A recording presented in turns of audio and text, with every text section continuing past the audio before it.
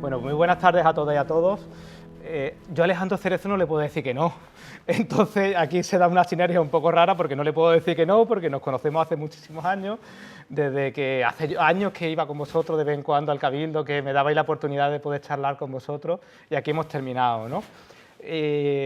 Gracias, Alejandro Cerezo, por permitirme estar aquí con vosotros, por inaugurar este ciclo. Me hace mucha ilusión, como todo, bueno, mayoría son caras conocidas, ¿no? Por cierto, Rafa por allí, que veo por allí que nos había visto, veo por allí al fondo también, que han llegado también desde la Madre de Dios exclaustrada de la iglesia malagueña, también veo que hay representaciones al respecto, ¿no? Entonces me hace mucha ilusión poder estar con todos vosotros en familia, ¿no? En este momento de mi vida que hay menos tele, ahora cuando llega Alejandro Morante, ¿no? Y de repente, bueno, pues lanzamos esta parte, ¿no? Con esta cuaresma incipiente que está por llegar, ¿no? Y con la oportunidad de poder contaros estas cosas, ¿no? Que yo quiero, ahora nos extenderemos, ¿no? Entonces agradecer siempre a la agrupación de cofradía, a todo el público existente, que es una hora así un poco complicada de un lunes, de poder llegar y tener, bueno, amigos para contaros muchas cosas, ¿no? ¿Vale? Bueno, vamos a empezar a contar cosas que tengo intención de extenderme, bueno, en la medida de lo posible, ¿no? Porque sí que quiero contarle, todos conocemos, por lo menos nos suena las reliquias de Cristo, ¿no? Aunque es verdad que algunas se ha colado, pero bueno, ya lo entenderá después, ¿no? Porque está todo está enlazado, ¿no? He pensado mucho esta conferencia en el día de hoy y además como estrella invitada quería algo grande, quería un tema a lo grande, quería un tema vistoso, quería un tema que llamase muchísimo la atención, que nos moviese en el asiento cuando digamos, bueno, esto está aquí, hay que quererlo igualmente porque han existido, ¿no? Lo primero, bueno, vamos a empezar a pasar cositas, ¿no? Lo primero que tenemos que tener en cuenta a la hora de entender este mundo fascinante de las reliquias, ¿no? Es que las reliquias rellenan escenas de la vida de Cristo. Las reliquias nos han acompañado durante 2000 años y han humanizado la figura de Cristo. Ahora yo traigo las cosas más pintorescas del mundo, pero es que esas cosas tan pintorescas hay que entenderlas dentro de un contexto en el que las personas necesitaban algo que la Iglesia sigue sin entender, que es que las personas necesitamos humanizar a la figura de Cristo para comprenderla. Y así ha sido durante los 2 últimos años. Y este tira y afloja estamos con la Santa Madre Iglesia Católica, Apostólica, Romana, que le cuesta entendernos y nosotros a veces nos cuesta entendernos con nuestra propia marco teórico que es la Iglesia Católica, ¿no? Pero esto ha estado aquí, ¿no? Y de hecho ahora haremos alguna referencia a la cuestión de la religiosidad popular, porque es el equivalente a nuestros Cristos y nuestras vírgenes, funcionan de la misma manera. Las reliquias tienen una particularidad que evidentemente están en contacto, en este caso, con la pasión, ¿no? Entonces, partiendo de esta idea, nosotros podremos llegar a entender el extraordinario desarrollo que tuvieron las reliquias y que tienen en la actualidad, ¿no? Reliquias que algunas eran desconocidas, otras que se exponían en momentos muy particulares, reliquias que son una guarrada totalmente, porque hay cosas que es que lo que hacíamos con el prepucio de Cristo es que es una guarrada total. Ahora después pondremos algún ejemplo, lo que hacían algunas santas con el prepucio de Cristo, ¿vale? Pero es una guarrada total, ¿vale? Vamos a ubicarnos por aquí, ¿no? Un poco cosas que no... Este cuadro no, igual no le suena, es una obra muy chula, que la muerte de Felipe II. Es decir, vamos a tirar un poco para casa.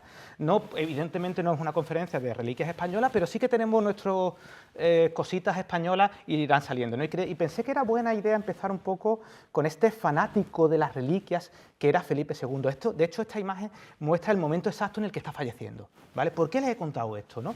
Porque parece ser que el hombre tenía ciertas reticencias a fallecer en ese momento, ¿no? O por lo menos el hombre, pues, como todo el mundo supongo, no se quería ir tranquilo.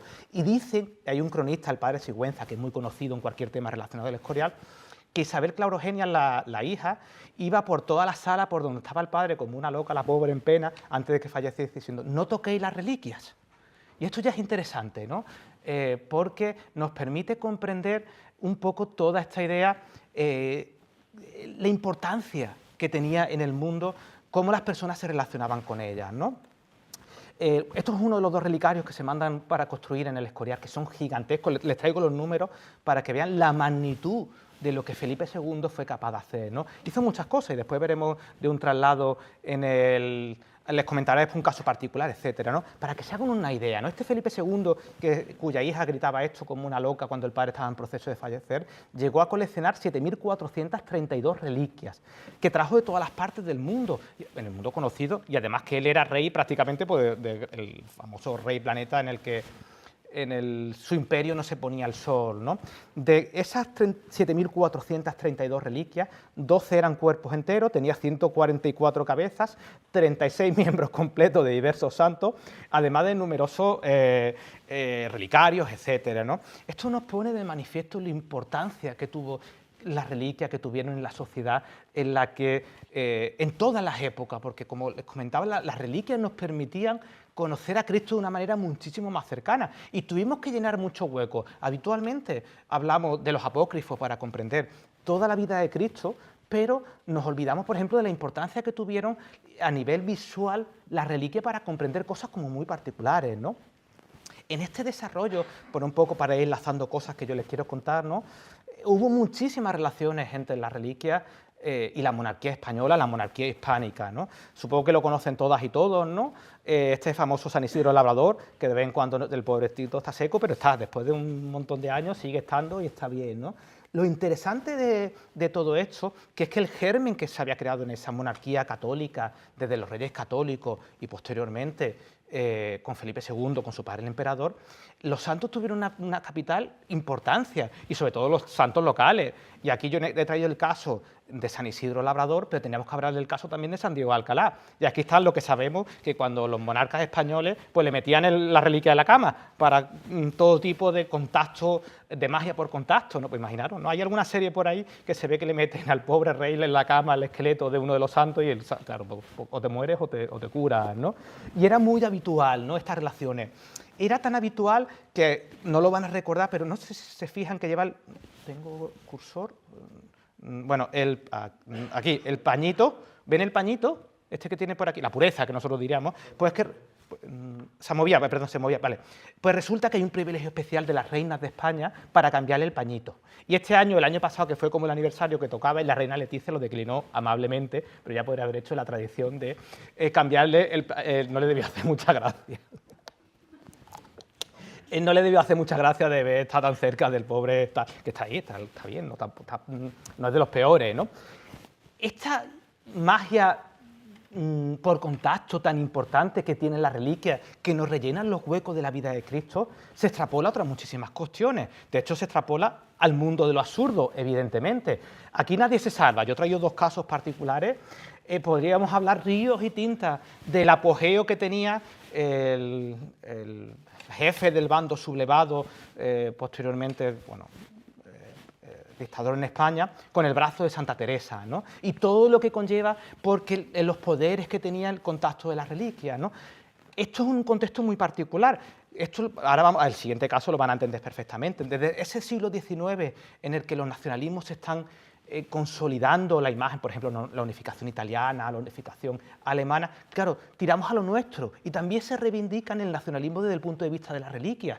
¿Cuáles son las reliquias nuestras? Esto Francia lo venía haciendo desde Carlomagno, con las que tenían tan famosas, ¿no? Y por supuesto el caso más conocido. No sé si saben, si yo les preguntase cuál es la reliquia de Hitler, ¿alguien sabría decir cuál es? Pues es que tuvo una muy específica, que fue la de la lanzada. Hitler puso muchísimo interés en robar o tener a buen recaudo la reliquia de la lanzada, porque desde la Edad Media se decía que tenían poderes para conquistar, para expandirse, que la persona que la poseía, etc. Para que vean cómo hemos visto Felipe II, algunos ejemplos, cómo las reliquias tienen una tradición súper fuerte porque se le relacionaban poderes mágicos. Reliquias además relacionadas con la Pasión de Cristo, que son reliquias de primer grado. Existen 3 grados, por si supongo que les suena a todas y a todos, ¿no? Pero si no, por lo menos que nos suene el concepto. Nosotros yo creo, sí, todas las que vamos a ver son de primero o segundo, prácticamente todas son de primero. Las de primer grado pues son los cachitos corporales, que le quitan a uno y a otro el brazo de Santa Teresa, dientes, muelas, tripa, cualquier cosa, que el corazón era muy habitual, lo de los corazones, bueno, pues cualquier cosa que sea un cacho humano, un cacho de sangre, un cacho de prepucio, etcétera, ¿no? Al segundo grado son las que estaban en contacto con cosas que hacían durante la vida, pero no son todas iguales, porque claro, no es lo mismo la túnica que vestía Jesús que tal. Es muy famosa, por ejemplo, la correa que le da la Virgen a cualquiera de los santos fundadores, ¿no? Un rosario, una Biblia, una cruz, etcétera, ¿no? Ojo, en este caso relacionadas con Jesús, tendríamos reliquias también relacionadas con los santos, como que van perdiendo un poquito de poder, ¿no? Y en ese tercer grado están aquellas reliquias que han estado en contacto con una de las otras dos, ¿vale? Para que nos ubiquemos. Nosotros, en general, vamos a estar hablando de estas de primer grado, primero y segundo grado, prácticamente las que vamos a tener, ¿no? Todo esto de las reliquias tiene su historia, porque hay literatura prácticamente hace 2000 años que hablan de las reliquias. Y vamos a ver, ahora tenemos un caso, en la propia Biblia se mencionan cómo la magia por contacto provocaba milagros. Esto estaba ya perfectamente codificado, por lo menos desde la época de la Biblia, del Nuevo Testamento, y venía también de las tradiciones del Antiguo Testamento, ¿no? En el libro de los Reyes, 13:21, se dice que Eliseo recibe el manto de Elías y que hacía resucitar a los muertos, y de hecho se resucitó al propio Eliseo y las personas que lo tocaban. Esto estaba ya a la orden del día, es decir, que había determinadas cosas especiales que tenían esa capacidad mágica de darle la vida a las personas, curar, sanar, etcétera, ¿no? Decían, por ejemplo, en los Hechos se dice: Dios obraba por medio de Pablo milagros no comunes, de forma que lo bastaba aplicar a los enfermos los pañuelos o mandiles que había usado y se alejaban de ellos las enfermedades y salían los malos espíritus, ¿no? De hecho, sabemos que el propio Jesús prometió a los apóstoles que ellos mismos harían milagros, ¿no? Y uno de los casos más conocidos es este en el que Pedro, con su propia sombra, y aquí pueden ver, claro, esto es iconografía aplicada, ¿no? Pueden ver la sombra que está aquí, por aquí Pedro pasando, y estaba que la persona pues se curase o resucitase, con su propia sombra, ¿no? Estas se perdieron después, pero llegaron otro tipo de reliquias un poco más raras, ¿no? Claro, son reliquias de las personas más cercanas, bueno, reliquias no materiales, pero que sí relacionadas con la figura de Cristo, ¿no? Entonces, desde este contexto bíblico, claro, pues ya estaba la base, pues ya todos los primeros padres de la Iglesia o los primeros documentos que tenemos relacionados con el catolicismo, ya hay referencias constantes a las reliquias. Una de las más antiguas que tenemos es de esta persona, que son en la Carta de los Fieles de la Iglesia de Esmirna, del año 156 antes de Cristo, después de Cristo, perdón, tiene que ser después. Tomamos los huesos, que son los más valiosos, que piedras y preciosas, y más finos que oro refinado, y los pusimos en un lugar apropiado donde el Señor nos permitiera reunirnos. Ojo, esto lo tendremos que relacionar después con esa idea de consagrar los altares y poner una reliquia siempre debajo de la piedra del altar, ¿no? La cosa estuvo muy latente. Esto, si no los conocéis, son maravillosos, son los santos de las catacumbas, que son estupendísimos todos, porque no se pueden ser más divinos, van a tope de complemento y lo llevan todo puesto, y son todos fantásticos, ¿no? Claro, pero es que estamos en ese momento en el que las catacumbas habían pasado, el catolicismo pasó de ser una religión oculta a una religión oficial. En ese proceso todos los que se murieron, muchos de los que se murieron por el camino, pues se convirtieron en santos, ¿no? Y se conservaban in situ, y los repartieron por todos los sitios. De estos hay por muchísimos sitios, ¿no? Entonces, claro, ya por ejemplo San Jerónimo en el siglo IV ya le está dando vueltas, oye, que es que la reliquia hay que hacer algo con ella, ¿no? O por ejemplo, si seguimos avanzando en el tiempo, en fechas muy tempranas, los siglos IV, V, en el 300 y pico, 400 y pico, ¿no?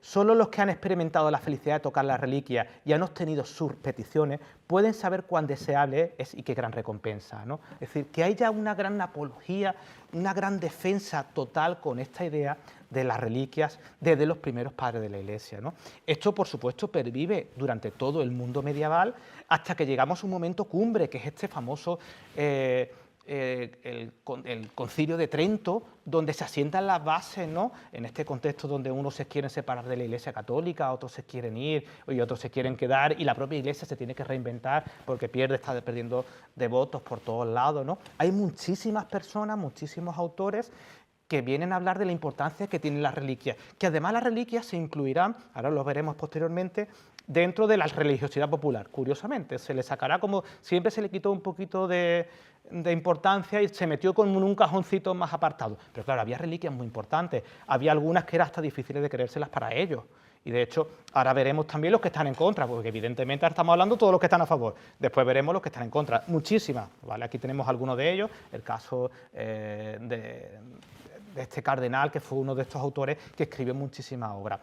Todas y todos sabemos también, por supuesto, cómo se crea un comercio muy lucrativo con esto de las reliquias, ¿no? Pero si nos vamos, por ejemplo, a algunas declaraciones de la Iglesia Católica sobre las propias reliquias, ¿no?, posteriores al Concilio de Trento, dice: está terminantemente prohibido vender reliquias sagradas, cosa que no estaba tan clara, ¿no? Las reliquias insignes, así como aquellas otras que gozan de gran veneración del pueblo, no pueden en modo alguno enajenarse válidamente o trasladarse a perpetuidad sin la licencia de la sede apostólica, ¿no? Debe observarse la antigua tradición de colocar bajo el altar fijo las reliquias de mártires o los otros santos según las normas litúrgicas, ¿no? Algo que ha pervivido hasta la actualidad, ¿no?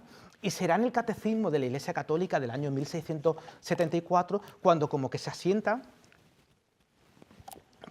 unas bases como muy particulares en relación al mundo de las reliquias. Nos dice: debe tenerse en cuenta la forma de piedad de los fieles y la religiosidad popular, ¿no?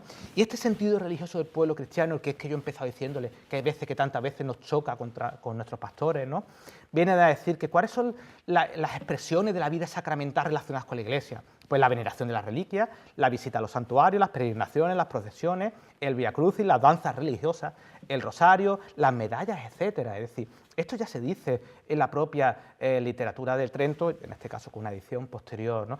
Por todo lo que somos, que no hemos cambiado, es decir, que esto sigue siendo tal cual estaba y así seguimos en estas relaciones. Si no entendemos todo esto, no podemos entender esta locura de imagen, que no es cierto, porque esta imagen me encanta. Yo esta imagen la he puesto en la India.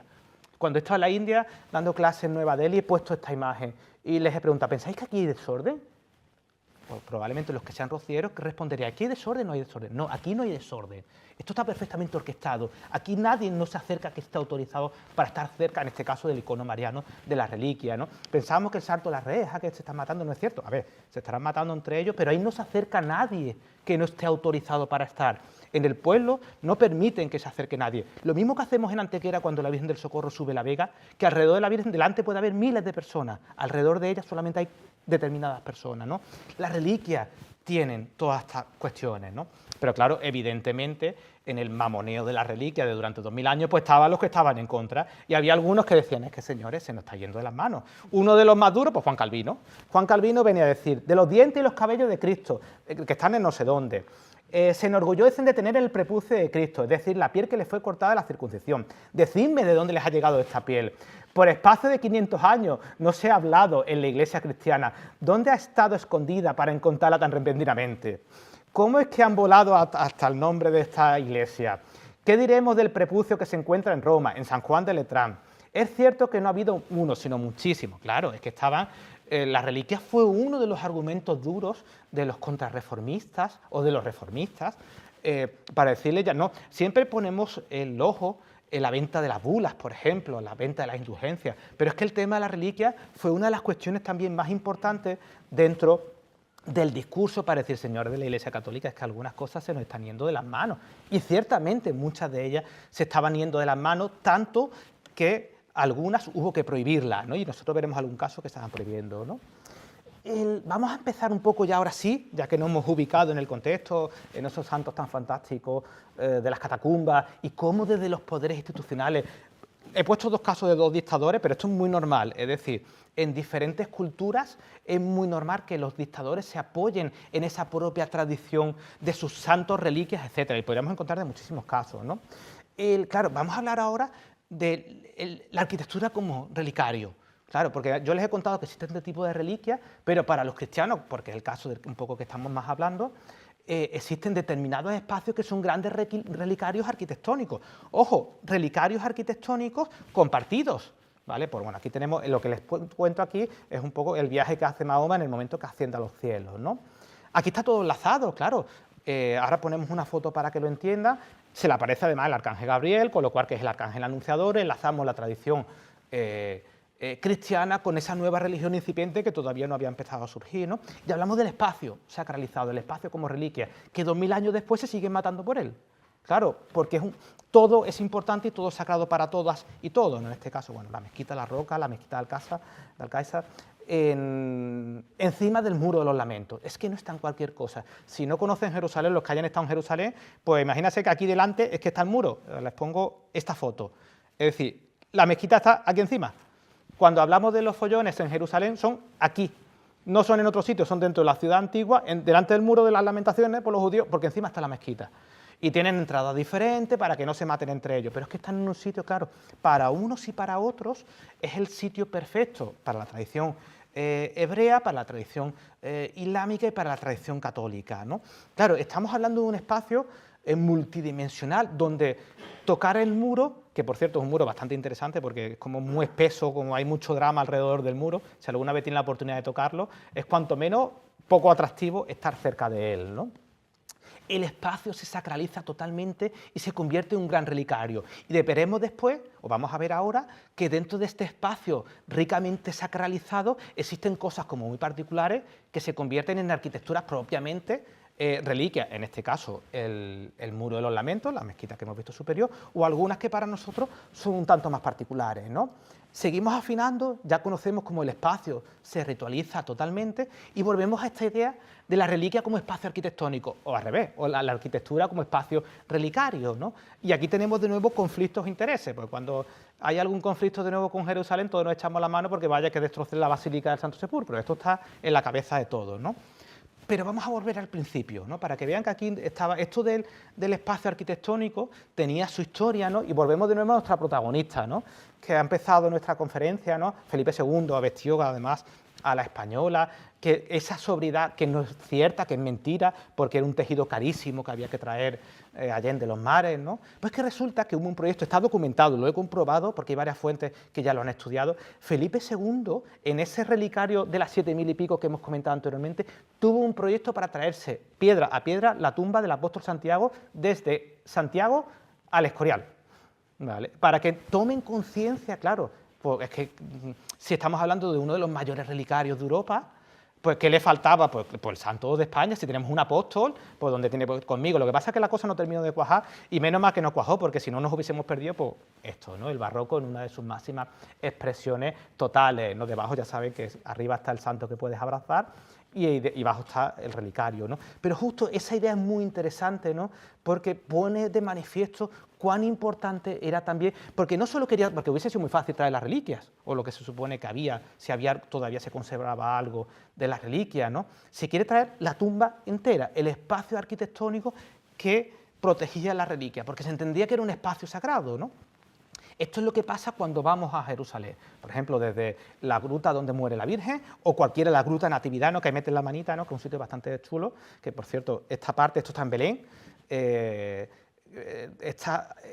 muchas de estas reliquias que vamos a ver, por ejemplo, en Tierra Santa, tienen la convivencia de diversas concepciones de la religión católica ortodoxa, los coptos, los etíopes, etcétera. Y es difícil, no hay meter la manita y se supone que abajo está la piedra de la Natividad, ¿no?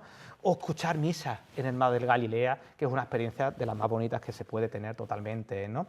Y de aquí llegamos ya a sitios de nuevo que son relicarios conflictivos. Uno de los más conflictivos es el cenáculo, donde se celebró la última cena, pero es conflictivo por muchísimas razones.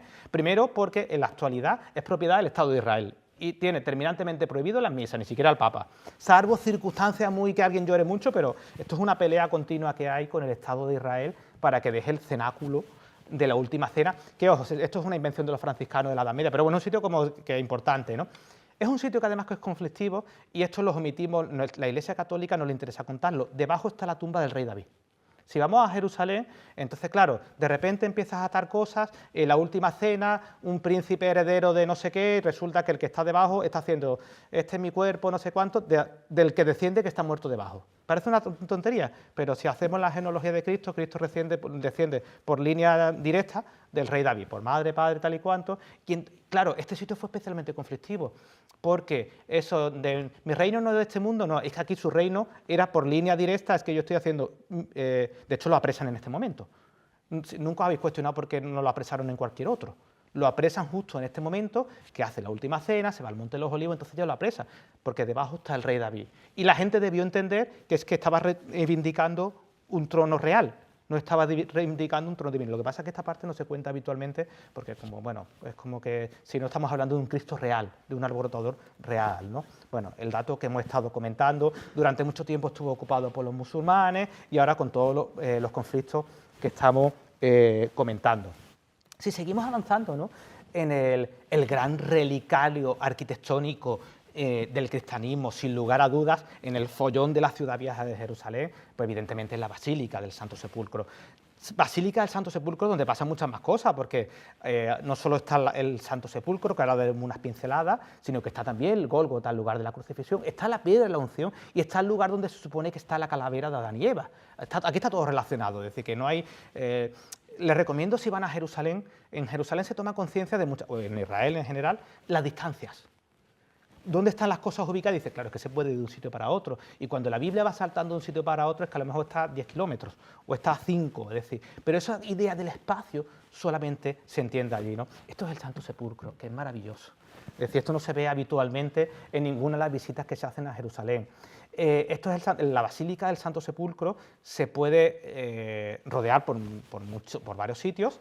Claro, y tiene varias entradas, la principal, que ahora veremos después el ritual de sellarla y demás, y después en cualquiera de las otras partes, pues están por allí los etíopes, los coptos, que son fantásticos, tenéis que ver a los etíopes rezando o orando, porque además es un cristianismo muy primitivo, donde las manos tienen muchísima importancia. Claro, hay personas que viven allí, es decir, hablamos siempre del... no vamos a hacer una clase de historia del arte relacionada con el Santo Sepulcro, pero sí que entendamos que es que hay personas que viven allí. La persona que cierra el Santo Sepulcro todos los días resulta que es un musulmán, que su familia lleva haciéndolo como 1200 años. Es decir, la misma familia, es decir, hace un viaje de unas hartas de años, ¿no? Y es un musulmán, porque tiene el privilegio y su función en la vida es cerrar el Santo Sepulcro por la noche, y una ceremonia, y va y te cierra las puertas. Ahora pondremos una fotillo para que lo puedan ver. Pero dentro del status quo que es tan complejo, donde se matan literalmente entre los franciscanos, los ortodoxos, los etíopes, los coptos, los armenios, es decir, pues claro, viven allí, en el Santo Sepulcro hay personas que viven, y viven dentro de la basílica. Por un lado están los ortodoxos, especialmente los franciscanos, pero también los etíopes. Los etíopes son súper apañados y los armenios son apañados. Y ahora contaremos un secreto, que donde está el Santo Sepulcro, los etíopes tienen un huequecito donde pueden meter la mano, ¿no?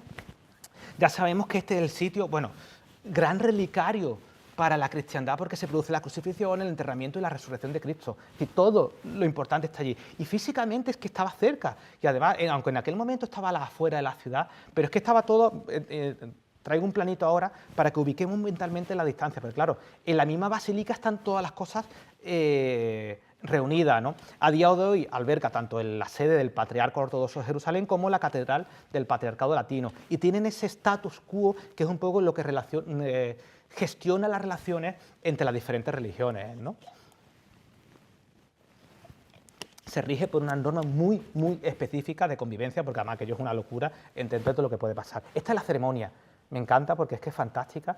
Es muy tonta porque llega el señor, pone la escalerita, cierra la catedral literalmente y después mete... Bueno, ¿veis el agujerito este que hay por aquí? Por aquí mete la escalera, la devuelve dentro tal, y al día siguiente por la mañana va y la abre. Le dan por la ventanita, por la puertecita, le da la escalera y la abre. Y esto es lo que queda cerrado así, ¿no? Entonces, pues tú te quedas allí como un tonto mirando cómo cierra la... Pero es que es fantástico, ¿no? Porque lleva pasando, pues, de hace cientos de años esta idea, ¿no? Se protege lo más sagrado del cristianismo, ¿no? Pero vamos a seguir... Bueno, no vamos a contar toda la historia porque podríamos contar muchísimo rato, pero unas pinceladas muy breves, ¿no? Para que entendamos dónde está ubicado, ¿no? Esto sería... Ahora después vamos a poner otro, ¿no? Así, para que nos quedemos con 4 conceptos de la Basílica del Santo Sepulcro. Enterramiento, resurrección o crucifixión, enterramiento y resurrección. Y entre medias la piedra de la unción, perdón, que es fantástica y tenéis que verla, ¿no? ¿Qué pasa por aquí? Que es que realmente había un sepulcro, era una zona de sepulcro y justamente al lado se produce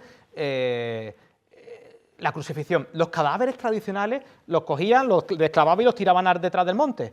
Los que eran más especiales, pues en este caso, pues a Cristo se lo llevaron con gente de pasta, que parece una tontería, pero de un sepulcro de piedra talladito, tal y cuanto, es una cosa bastante especial, ¿no?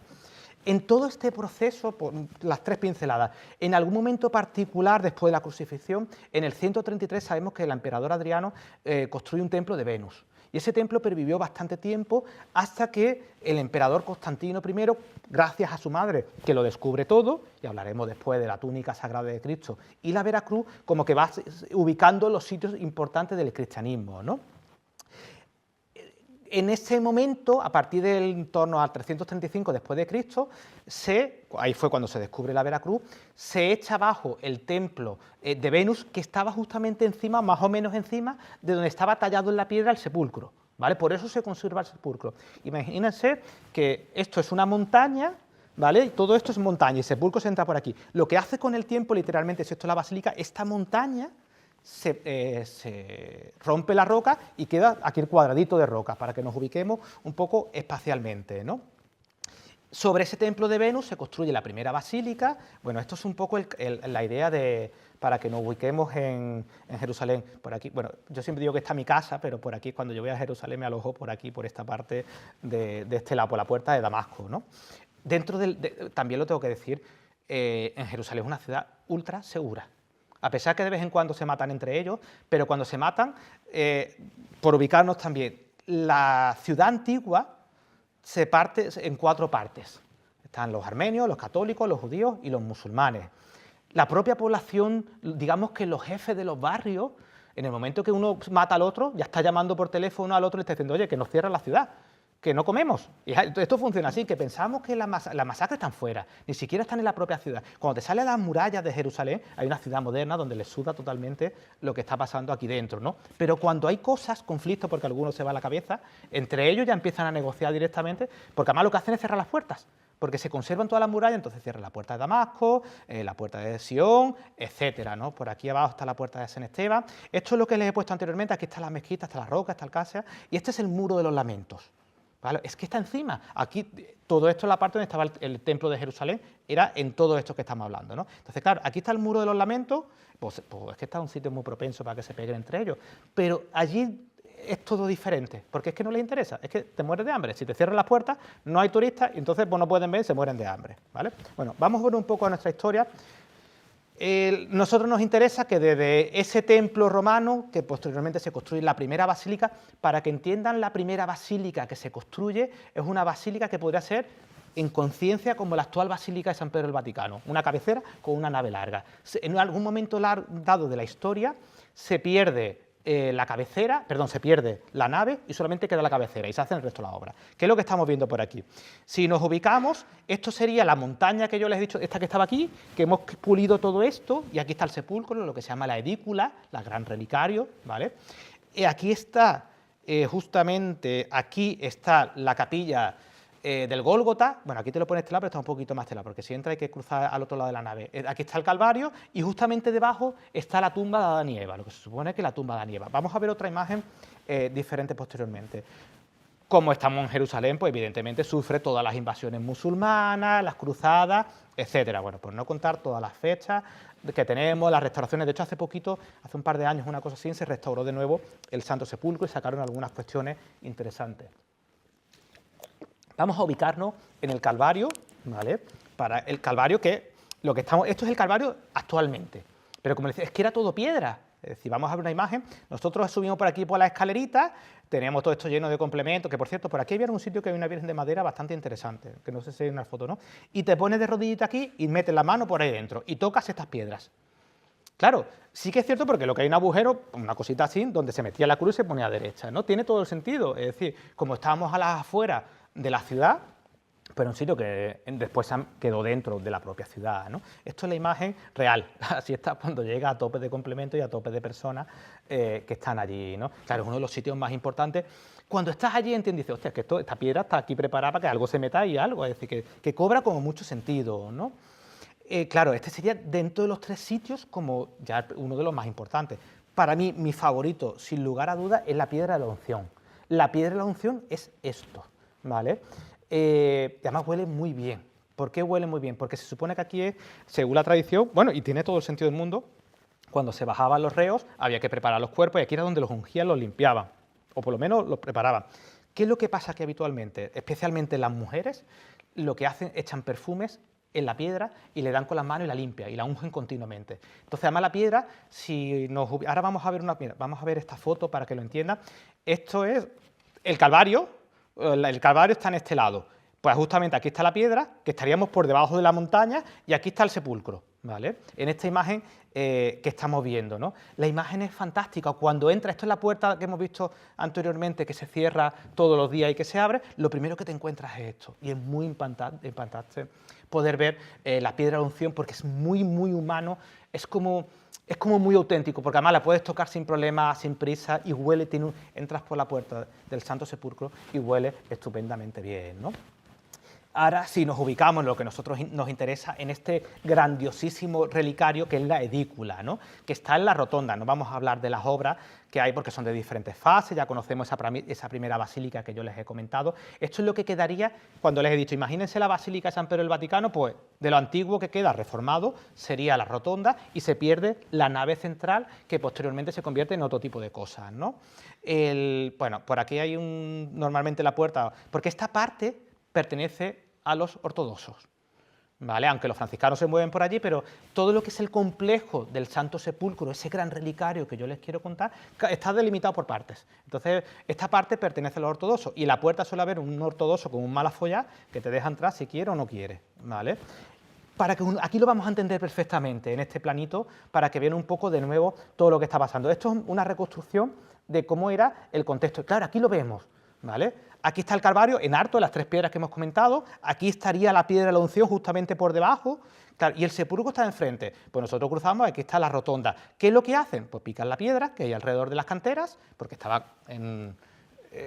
picado en la piedra, cavado en la piedra y posteriormente pican toda la piedra. Entonces esto se convierte en la gran rotonda. Este plano es como muy ilustrativo para comprender, para ubicarnos todos dónde están cada una de las cosas, ¿no? Es una imagen muy, muy llamativa, especialmente esta, que esto es lo que estamos viendo, justamente las piedras, efectivamente las afuera de la ciudad, y aquí estaría, si imaginarse que aquí está la puerta, aquí está el Señor con la escalera, aquí está la piedra de la unción, y aquí está la rotonda, que actualmente, esto lo hemos pulido todo, lo hemos quitado, y nos queda esto. ¿Que no funciona? ¿Estoy yo aquí hablando solo? Perdón, no, ahora sí. ¿Este sí? Perdón. ¿Ahora sí? Oh, no, tampoco, ¿no? O sea, que estoy yo aquí hablando como loco, bueno, no pasa nada. Bueno, pues lo que hay allá abajo, para que puedan ver, es el sepulcro original, excavado en la piedra, y posteriormente lo que hacemos es quitamos todo lo que hay alrededor, ¿no? ¿Y qué hacemos? Esta foto no se ve muy bien, pero encima construimos, en el cachito que estaba el templo de Venus. Por eso se conservó. Es decir, la gente dice, bueno, es que esto no es real, no es antiguo. Sí, es antiguo. Otra cosa es que fuese la tumba de Leonor, pero el sitio es antiguo y está perfectamente documentado, ¿no? Esto sería bueno, como fue más o menos hace por lo menos unos 1500 años, ¿vale? En este contexto, ¿no? Para un poco simplemente para que nos ubiquemos, ¿no? Y aquí tenemos las diversas fases, que no funciona el ratón, vale, perdón, sigue. Bueno, ya está, no pasa nada. En este lado veríamos cómo estaría el sepulcro clavado en ese relicario más importante, que además tenía como dos naves que se conservan en la actualidad. Ve la puerta de entrada, tendríamos una nave principal, una entradita, un saloncito pequeñito, y después donde estaba el sepulcro. Eso se conserva dentro de la edícula perfectamente, ¿no? Vemos cómo en la basílica actualmente, en la imagen esta de aquí, que ya la nave no es alargada, ¿no? Esto es la nave actualmente.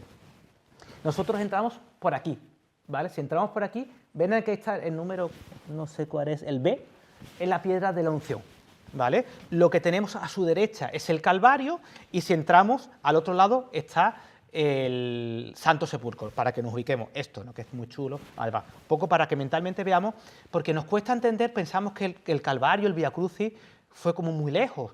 Es decir, a ver, estaba lejos, pero en el momento que salimos de la ciudad, pues lo crucificaron y lo echaron al ladillo, poco menos, ¿no?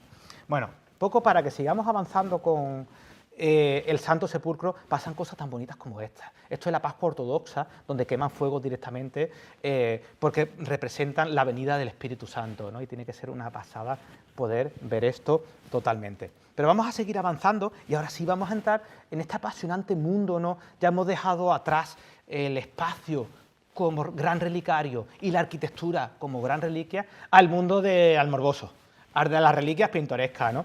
Y les pongo algunas. Ahora mismo les enuncio algunas, otras las iremos viendo, ¿no? Para que vayan entendiendo que esto es mucho más complejo. Esta es fantástica, el huevo y la pluma del Espíritu Santo, ¿vale? En la catedral de Maguncia, por supuesto, porque hay una historia que dice que cuando el Espíritu Santo se convirtió en paloma, pues puso un huevo. Para que entiendan, es que es fascinante, ¿no? Porque las personas necesitaban humanizar la huella divina, ¿no? tenemos una lágrima de la Virgen, tenemos el cuchillo de la circuncisión de Cristo también, tenemos el velo y la túnica de San José, tenemos, por supuesto, más conocida la casa de la Virgen de Loreto, que además se la lleva a los ángeles, la planta, exactamente. Tenemos 5 bastones de San José, 30 denarios de Judas, no tenemos 30, tenemos muchísimo, porque ahora después, además, les traigo un dato curioso después de ello, ¿no? Tenemos leche de la Virgen, tenemos, estas son algunas de un poco, yo me quedo con la del huevo, porque es fantástico, ¿no? Porque además, sí, claro, además, y de hecho hay algunas que también viene a decir que el arcángel Gabriel también pone un huevo, porque el arcángel Gabriel se entiende que tenía forma de ave, y porque no eran humanos. Esto es interesante, porque claro, no estaban humanizados, porque si no podríamos confundir a quién tenerle devoción. Entonces también hay alguna tradición pagana por ahí que estaban relacionadas con ese huevo, ¿no? Bueno, aquí podemos ver cualquiera de las imágenes, ¿no? Vamos a hacer ahora un pequeño recorrido de algunas cosas pintorescas. Una de las pintorescas, pues los pañales de Cristo, que además me ha fascinado y llevo yo ya dándole vuelta, ahora explicaré por qué.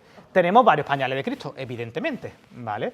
Los que se conservan actualmente más conocidos están en San Marcelo, en Roma, pero es que resulta que en la Catedral de Lérida, en España, hubo unos santos pañales, que son estos.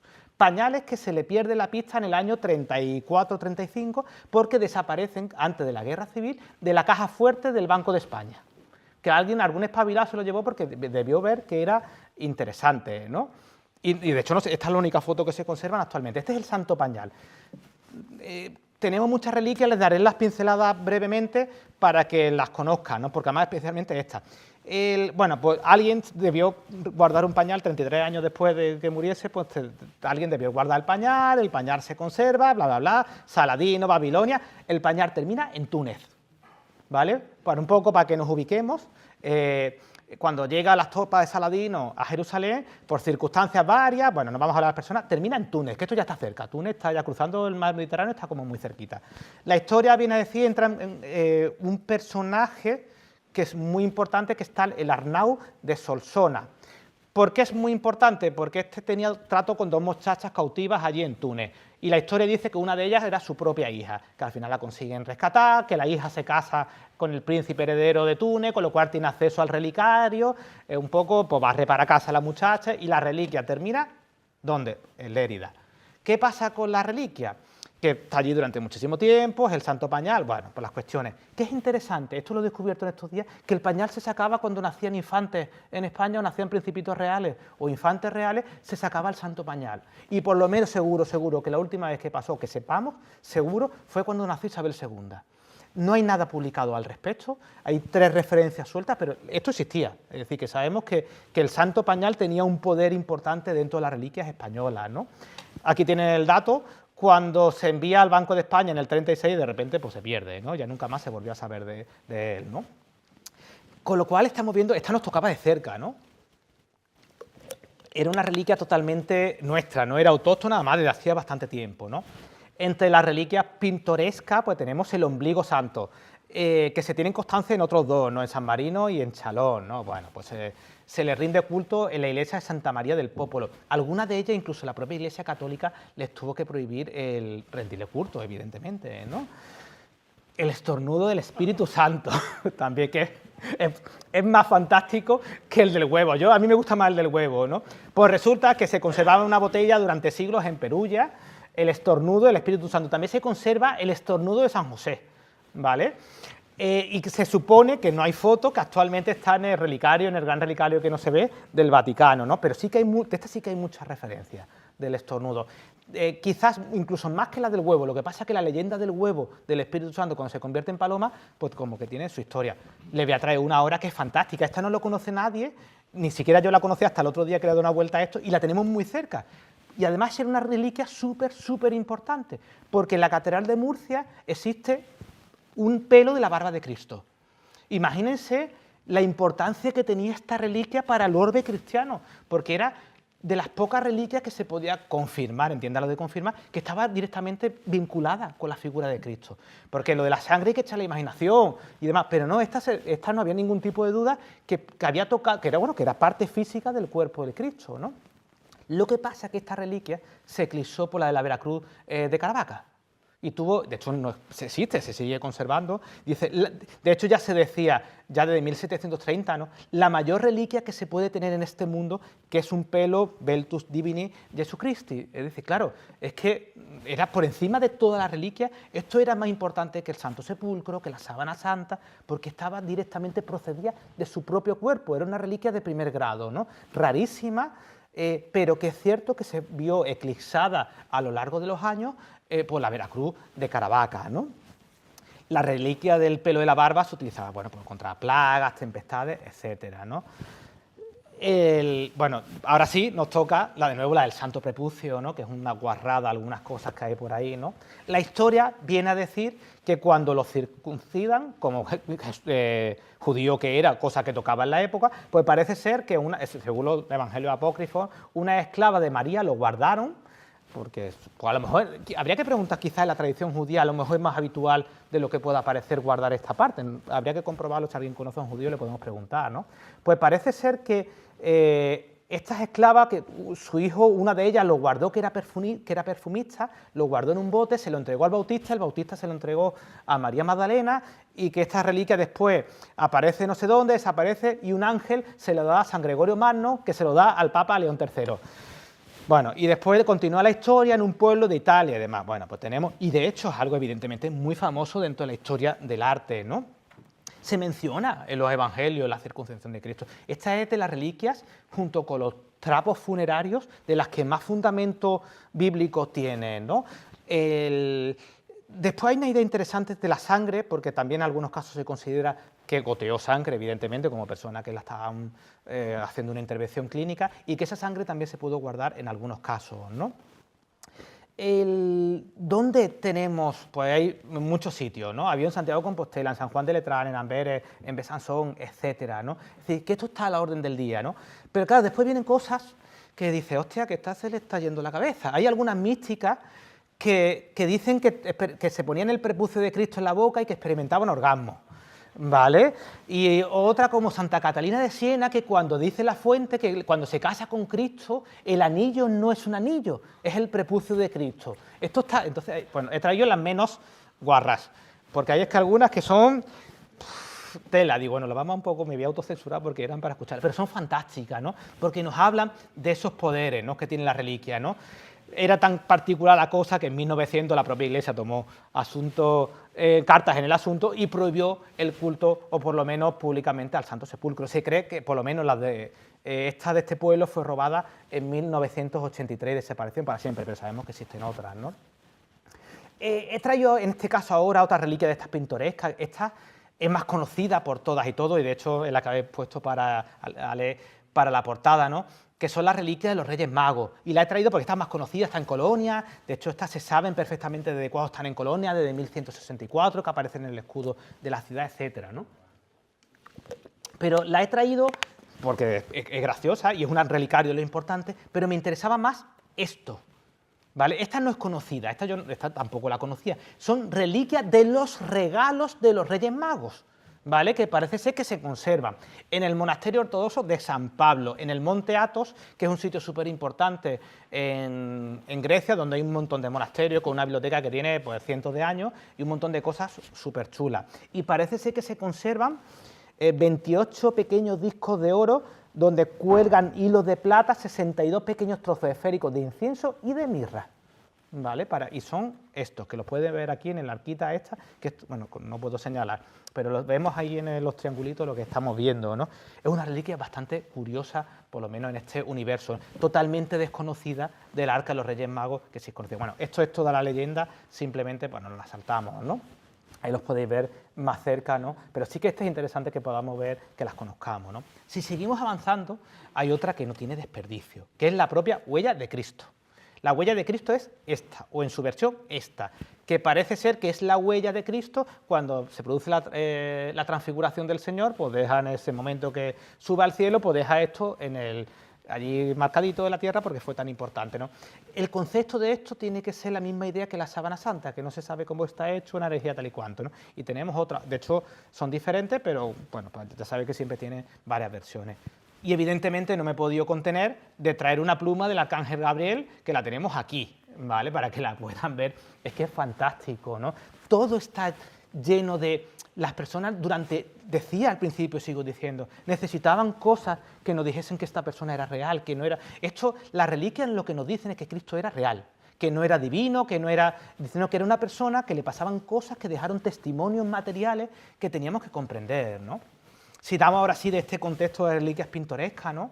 Las reliquias de la Pasión, que quizás sean las más conocidas, pero yo les voy a traer algunas, que si yo preguntase en esta sala cuántas personas saben para qué se utilizaba el Santo Sudario de Oviedo, pues a lo mejor probablemente ninguno diría exactamente para qué se utilizaba. Y es una reliquia capital dentro de la historia del cristianismo, ¿no? Dentro de las reliquias nos vamos a hablar de unas reliquias relacionadas con la Pasión y después ya finalmente hablaremos de los paños mortuorios de Cristo que son tan sumamente interesantes, ¿no? Bueno, aquí tenemos clavos, tenemos el INRE, pues imagínense, tenemos las esponjas, tenemos toda la cacharrería que os podéis imaginar la tenemos repartida por el mundo, ¿no? ¿Vale? Tenemos una de las más conocidas, ¿no? La Escala Santa en Roma, ¿no? Donde las personas suben de rodillas, que por cierto es bastante difícil, yo les animo a que lo hagáis, yo lo hice una vez y es bastante difícil, bueno, pues con todas las tradiciones de cuándo se traslada, etcétera. Bueno, existe, ¿no? Esta es de las más conocidas porque además está justamente cruzando la calle San Juan de Letrán. Si la Basílica de San Juan de Letrán, pues está cruzando la placita, la calle, y la tenemos, ¿no? Pero claro, esta es conocida, pero esta es menos conocida. La mesa de la Última Cena, pues resulta que en lo que estamos viendo aquí a la derecha es una de las capillas laterales de la Basílica Catedral de San Juan de Letrán. Lo que estamos viendo a la izquierda es un cachito de la silla donde se sentó Jesucristo, a pesar de que en aquel momento los judíos no se sentaban a la mesa, porque será especialmente